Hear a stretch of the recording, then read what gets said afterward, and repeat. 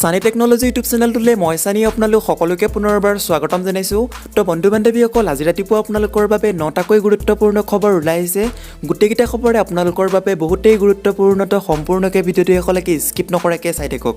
তো বন্ধু বান্ধৱীসকল, এতিয়ালৈকে যদি ভিডিঅ'টো লাইক কৰা নাই, প্লিজ এটা লাইক কৰিব, ভিডিঅ'টো শ্বেয়াৰ কৰিব আপোনালোকৰ ফ্ৰেণ্ডসকলৰ মাজত। আৰু এতিয়ালৈকে যদি চেনেলটো ছাবস্ক্ৰাইব কৰা নাই, তলত থকা যোনটো ছাবস্ক্ৰাইব বটন আছে তাতে ক্লিক কৰি ছাবস্ক্ৰাইব কৰি ছাইডত থকা যিটো বেল আইকন আছে প্ৰেছ কৰি অল অপশ্যনটো ক্লিক কৰিব। মই যেতিয়া আপোনালোকৰ বাবে এনেকুৱা ধৰণৰ ভিডিঅ'সমূহ দিম তেতিয়া আপোনালোকে সকলোতকৈ ফাৰ্ষ্টত নটিফিকেশ্যনসমূহ পাই থাকিব। বন্ধুসকল, আজিৰ প্ৰথমটো খবৰে হৈছে এটা গুৰুত্বপূৰ্ণ খবৰ। বিজেপি অবিহনে আমি অকলে একো কৰিব নোৱাৰোঁ, অসহায় স্বীকাৰোক্তি অতুল বৰাৰ। আমাক মিত্ৰতাৰ প্ৰয়োজন, আমি মিত্ৰতাত বিশ্বাসী, এই মন্তব্য অগপৰ সভাপতি অতুল বৰাৰ। অৱশ্যে এয়া কি পৰ্যায়ৰ মিত্ৰতা হ'ব সেয়া এতিয়াও স্পষ্ট হোৱা নাই। আনকি মিত্ৰতাৰ প্ৰস্তাৱ দিয়া নাই গেৰুৱা দল বিজেপিয়ে।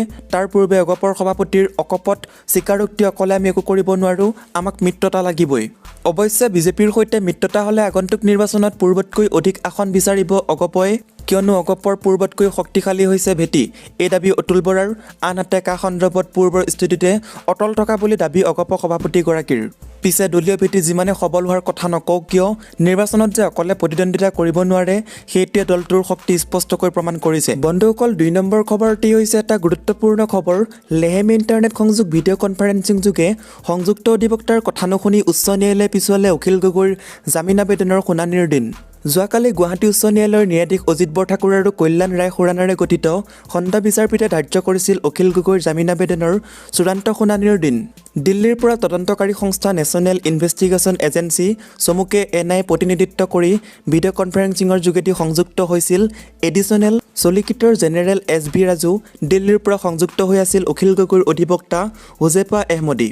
পুৱা 10:30 শুনানি আৰম্ভ হৈছিল যদিও NIৰ অধিবক্তাগৰাকীৰ মন্তব্য ন্যায়াধীশ দুগৰাকীয়ে কাৰিকৰী বিজুতিৰ কাৰণে নুশুনাৰ কাৰণ দৰ্শাই 2 বজাৰ সময় নিৰ্ধাৰণ কৰে। পুনৰ 2 বজাত শুনানি আৰম্ভ হয়। এইবাৰো NIৰ অধিবক্তাগৰাকীয়ে যুক্তিতৰ্ক প্ৰদান কৰিবলৈ আৰম্ভ কৰে।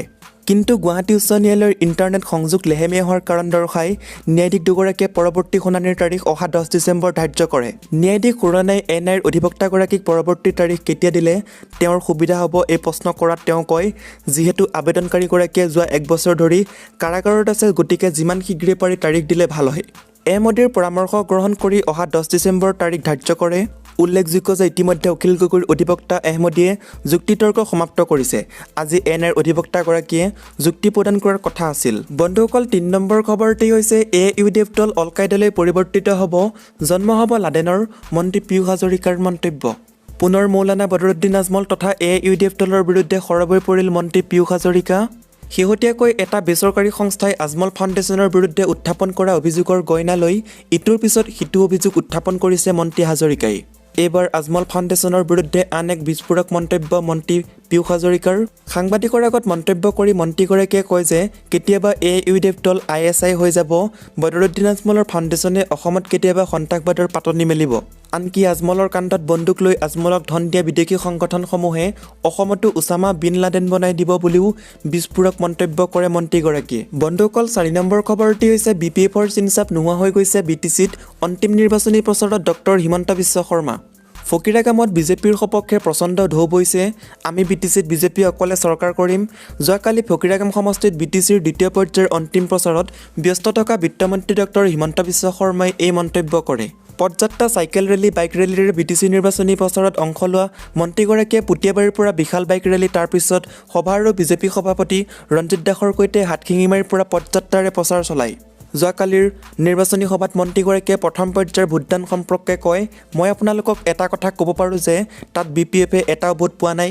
কণ্টেষ্ট হৈ আছে UPPL আৰু বিজেপিৰ মাজত। BPFৰ ওদালগুৰি, বাক্সা আৰু চিৰাঙত কোনো চিনচাপ নোহোৱা হৈ গৈছে। আৰু মই ভাবোঁ আজি দলটোৱে গম পাব তেওঁলোকৰ কোকৰাঝাৰতো চিনচাপ নাই। লগতে মন্ত্ৰীগৰাকীয়ে BPFক ভোট দিয়াৰ প্ৰয়োজন নাই বুলি উল্লেখ কৰি বিজেপিৰ লগত কাম কৰিব পৰা দলক বিবেক ভোট দিবলৈ আহ্বান জনায়। হাগ্ৰামা মহিলাৰ বেংক একাউণ্ট আৰু গাড়ীৰ হিচাপ দি মন্ত্ৰীগৰাকীয়ে কটাক্ষ কৰে যে হাগ্ৰামাৰ যিমান গাড়ী আছে মুকেশ আম্বানীৰো নাই আৰু তেওঁৰ নামত থকা বেংক একাউণ্টৰ সংখ্যাই গিনিছ ৰেকৰ্ড কৰিব। বন্ধুসকল, 5 নম্বৰ খবৰটি হৈছে যোৰহাটত এইবাৰ বিদ্যালয় পৰিদৰ্শকৰ চহী জাল কৰি শিক্ষকৰ পেঞ্চনৰ কাম কৰিলে কৰ্মচাৰীয়ে। যোৰহাটৰ উপায়ুক্তৰ চহী জাল কৰি এগৰাকী কৰ্মচাৰীয়ে বেংকৰ পৰা চৰকাৰী পুঁজিৰ লাখ লাখ টকা উলিয়াই নিয়াৰ পিছত এইবাৰ আন এজন কৰ্মচাৰীয়ে জাল কৰিলে যোৰহাটৰ বিদ্যালয়সমূহৰ পৰিদৰ্শকৰ চহী। এই ঘটনাই শেহতীয়াকৈ ব্যাপক চাঞ্চল্যৰ সৃষ্টি কৰাৰ লগতে শিক্ষক কৰ্মচাৰীৰ পেঞ্চনৰ নামত চলি অহা এক ভয়ানক কেলেংকাৰীৰ সম্ভাৱনা প্ৰকট কৰি তুলিছে। কিছুদিন পূৰ্বে যোৰহাটৰ এগৰাকী চৰকাৰী কৰ্মচাৰীয়ে উপায়ুক্তৰ চহী জাল কৰি বেংকৰ পৰা বৃহৎ পৰিমাণৰ চৰকাৰী পুঁজিৰ ধন উলিয়াই নিবলৈ সক্ষম হৈছিল। অৱশ্যে আৰক্ষীৰ তদন্তৰ পিছতে গ্ৰেপ্তাৰ হৈছিল যোৰহাটৰ উপায়ুক্ত কাৰ্যালয়ৰ উক্ত কৰ্মচাৰীজন। যোৰহাটত এইবাৰ উচ্চপদস্থ চৰকাৰী বিষয়াৰ চহী জাল কৰি চৰকাৰী কাম কৰি অহাৰ আন এক ঘটনা পোহৰলৈ আহিছে। যোৰহাটৰ বিদ্যালয়সমূহৰ পৰিদৰ্শকৰ চহী জাল কৰিলে এখন বিদ্যালয়ৰ এগৰাকী কৰ্মচাৰীয়ে। যোৰহাটৰ গীতাৰ্থী উচ্চ মাধ্যমিক বিদ্যালয়ৰ কনিষ্ঠ সহায়ক উৎপল মুদৈয়ে যোৰহাটৰ বিদ্যালয়সমূহৰ পৰিদৰ্শক ডক্টৰ শুভলক্ষী ৰাজকুমাৰীৰ চহী জাল কৰি কেইবাজনো শিক্ষক কৰ্মচাৰী পেঞ্চনৰ যাৱতীয় কাম কৰিবলৈ আগবাঢ়িছিল। পেঞ্চন সঞ্চালকালয়লৈ প্ৰেৰণ কৰা পেঞ্চন সংক্ৰান্তীয় নথিত চহী জাল কৰিছিল কনিষ্ঠ সহায়ক উৎপল মুদৈয়ে। কিন্তু দুগৰাকী কৰ্মচাৰীৰ পেঞ্চন সংক্ৰান্তীয় নথিত বিসংগতি থকাত সেয়া পুনৰ যোৰহাটৰ বিদ্যালয় পৰিদৰ্শকৰ কাৰ্যালয়লৈ উভতাই পঠোৱাত এই জালিয়াতিৰ তথ্য পোহৰলৈ আহে। আমাৰ কাৰ্যালয়লৈ পেঞ্চন সঞ্চালকালয়ৰ পৰা পঠোৱা কেইখনমান চৰকাৰী নথিত মোৰ চহীটো দেখি সন্দেহ হয়। ইয়াৰ পিছতে অনুসন্ধান কৰি পিছত এক তদন্ত আৰম্ভ কৰোঁ আৰু তেতিয়া পোহৰলৈ আহে যে পেঞ্চন সংক্ৰান্তীয় কামত প্ৰেৰণ কৰা উক্ত চহীটো জাল আৰু ইয়াৰ সৈতে জড়িত হৈ আছে উৎপল মুদৈ নামৰ কনিষ্ঠ সহায়কগৰাকী। ইয়াৰ পূৰ্বেও তেওঁ এনে কাম কৰি অহাৰ সন্দেহ হৈছে। যোৰহাটৰ বিদ্যালয়সমূহৰ পৰিদৰ্শক ডক্টৰ শুভলক্ষী ৰাজকুমাৰীয়ে এনেদৰে কয়। দীৰ্ঘদিন ধৰি এই কৰ্মচাৰীয়ে এনে কৌশলেৰে জালিয়াতি কৰি অহাৰ সন্দেহ কৰা হৈছে। ইতিমধ্যে বিভাগীয় তদন্তৰ পিছত এই জালিয়াতি সন্দৰ্ভত থানাত এজাহাৰ দাখিল কৰিছে বিদ্যালয়সমূহৰ পৰিদৰ্শকগৰাকীয়ে। অধিক তথ্য পোহৰলৈ আহিব আৰক্ষীৰ তদন্তৰ পিছত। বন্ধুসকল, 6 নম্বৰ খবৰটি হৈছে অশ্লীল মন্তব্য কৰাৰ পাছত আঙুৰলতা ডেকাৰ ওচৰত ক্ষমা বিচাৰিলে BPF বিধায়ক কমল সিং নাৰ্জাৰীয়ে। বটদ্ৰৱা সমষ্টিৰ বিজেপিৰ বিধায়িকা আঙুৰলতা ডেকাক লৈ অশ্লীল মন্তব্য কৰি চৌপাশে সমালোচনাৰ সন্মুখীন হোৱা BPFৰ বিধায়ক কমল সিং নাৰ্জাৰীয়ে অৱশেষত ক্ষমা বিচাৰে। BPFৰ বিধায়ক কমল সিং নাৰ্জাৰীয়ে ৰাজ্যজুৰি সন্মুখীন হোৱা ক্ষোভৰ পাছতে বিধায়িকা আঙুৰলতা ডেকা আৰু মাতৃ সমাজৰ ওচৰত ক্ষমা বিচাৰি ভৱিষ্যতে তেনেধৰণৰ মন্তব্য নকৰোঁ বুলি উল্লেখ কৰে। উল্লেখযোগ্য যে 5 ডিচেম্বৰত আঙুৰলতা ডেকাক উদ্দেশ্যি অশ্লীল মন্তব্য কৰিছিল BPFৰ বিধায়কগৰাকীয়ে। BPFৰ বিধায়কগৰাকীৰ এনে মন্তব্যৰ পাছতে জাঙুৰ খাই উঠিছিল বিধায়িকা আঙুৰলতা ডেকাৰ লগতে বিজেপিৰ কৰ্মীসকল। আঙুৰলতাই BPFৰ বিধায়কগৰাকীৰ বিপক্ষে আইনী ব্যৱস্থা গ্ৰহণ কৰা হ'ব বুলিও মত প্ৰকাশ কৰি নাৰ্জাৰীয়ে বিধানসভাৰ সদস্য পদৰ মৰ্যাদা লাঘৱ কৰা বুলি কৈছিল। আনহাতে বিজেপিৰ নেতাকৰ্মীসকলেও BPFৰ বিধায়কগৰাকীৰ এনে মন্তব্যই সমগ্ৰ নাৰী সমাজক অপমানিত কৰা বুলিও উল্লেখ কৰাৰ লগতে আঙুৰলতা ডেকাৰ ওচৰত ৰাজহুৱা ক্ষমা বিচাৰৰ বাবে দাবী জনাইছিল। চলিত BTC নিৰ্বাচনত আঙুৰলতা ডেকাই বিভিন্ন স্থানত বিজেপিৰ প্ৰাৰ্থীসকলৰ হৈ প্ৰচাৰ অভিযানত চলাই আছে। বন্ধুসকল, 7 নম্বৰ খবৰটি হৈছে নিৰ্বাচন উপলক্ষে BTCত স্থানীয় বন্দৰ ঘোষণা প্ৰশাসনৰ। BTCৰ পৰিষদীয় নিৰ্বাচন উপলক্ষে স্থানীয় বন্দৰ ঘোষণা কৰিছে প্ৰশাসনে। এই অনুসৰি 7 ডিচেম্বৰত বাক্সা আৰু ওদালগুৰি জিলাত স্থানীয় বন্দৰ দিন ঘোষণা কৰা হৈছে। 7 ডিচেম্বৰত অলৰেডি বন্ধ হ'ল। এতিয়া একেদৰে 10 ডিচেম্বৰত কোকৰাঝাৰ আৰু চিৰাং জিলা বন্দৰ ঘোষণা কৰা হৈছে। এই সময়ছোৱাত সকলো চৰকাৰী বেচৰকাৰী ৰাজহুৱা প্ৰতিষ্ঠান, নগৰীয়া স্থানীয় অনুষ্ঠান, শিক্ষা অনুষ্ঠান, বেংক, চাহ বাগিচা উদ্যোগকে আদিকে ধৰি ব্যৱসায় বাণিজ্য বন্ধ থাকিব। উল্লেখ্য যে 7 আৰু 10 ডিচেম্বৰত দুটা পৰ্যায়ত অনুষ্ঠিত হ'ব BTCৰ নিৰ্বাচন। 7 ডিচেম্বৰত অলৰেডি হৈ গ'ল, এতিয়া এইটো কথাৰ বিষয়ে নকওঁ। 10 ডিচেম্বৰত কোকৰাঝাৰ আৰু চিৰাং জিলাত অনুষ্ঠিত হ'ব ভোটগ্ৰহণ। লগতে 12 ডিচেম্বৰত BTC নিৰ্বাচনৰ ভোটগণনা হ'ব। বন্ধুসকল, 8 নম্বৰ খবৰটি হৈছে ৰেল যাত্ৰীৰ বাবে সুখবৰ। এতিয়াৰে পৰা গুৱাহাটীলৈ দৈনিক যাত্ৰা কৰক বিশেষ যাত্ৰীবাহী ৰেলত। ৰেল যাত্ৰীসকললৈ সুখবৰ। 14 ডিচেম্বৰৰ পৰা নিউ বঙাইগাঁৱৰ পৰা ৰঙিয়ালৈ গুৱাহাটীলৈ চলিব বিশেষ যাত্ৰীবাহী ৰেল। এই বিশেষ ৰেলখনেৰে অতি কম সময়ৰ ভিতৰতেই যাত্ৰীসকলে গুৱাহাটীলৈ যাত্ৰা কৰিব পাৰিব। ৰেলখন নিউ বঙাইগাঁও ষ্টেচনৰ পৰা নিতৌ পুৱা 4:50 বজাত যাত্ৰা আৰম্ভ কৰিব আৰু পুৱা 9:15 বজাত গুৱাহাটী ষ্টেচন পাবহি।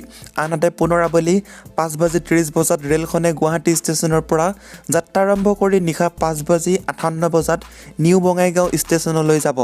উল্লেখ্য যে সাম্প্ৰতিক কৰোণাকালীন পৰিস্থিতিৰ বাবে যোৱা কেইবামাহ ধৰি মানস ৰাইনো, বহাগী চিংফু আদি লোকেল ৰেলসমূহ বন্ধ হৈ থকাত যাত্ৰীসকলে ভীষণ অসুবিধাৰ সন্মুখীন হ'বলগীয়া হৈছে।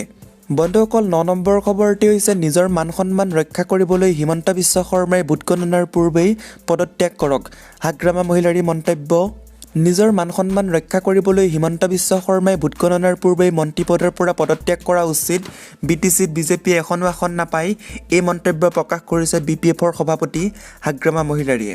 কোকৰাঝাৰ জিলাৰ ফকীৰাগাম সমষ্টিৰ নিৰ্দলীয় তথা BPF সমৰ্থিত প্ৰাৰ্থী ৰাজু কুমাৰ বৰ্মনৰ হৈ অন্তিম নিৰ্বাচনী প্ৰচাৰ চলাই চিটিলাত অনুষ্ঠিত হোৱা এক সভাত হাগ্ৰামা মহিলাৰীয়ে উক্ত মন্তব্য কৰে। অন্তিম নিৰ্বাচনী সভাত হাগ্ৰামা মহিলাৰীয়ে বিজেপি আৰু UPPL দলক কঠোৰ ভাষাৰে সমালোচনা কৰি নিজৰ মান সন্মান ৰক্ষা কৰিবলৈ হ'লে হিমন্ত বিশ্ব শৰ্মাই ভোট গণনাৰ পূৰ্বেই মন্ত্ৰী পদৰ পৰা পদত্যাগ কৰা উচিত বুলি মন্তব্য কৰি যিসকল সংখ্যালঘু সম্প্ৰদায়ৰ ব্যক্তিয়ে UPPLৰ হৈ কাম কৰে তেওঁলোকক নামৰ পিছত ব্ৰহ্ম বসুমতাৰী দৈমাৰী লিখিবলৈ আহ্বান জনাইছে হাগ্ৰামা মহিলাৰীয়ে।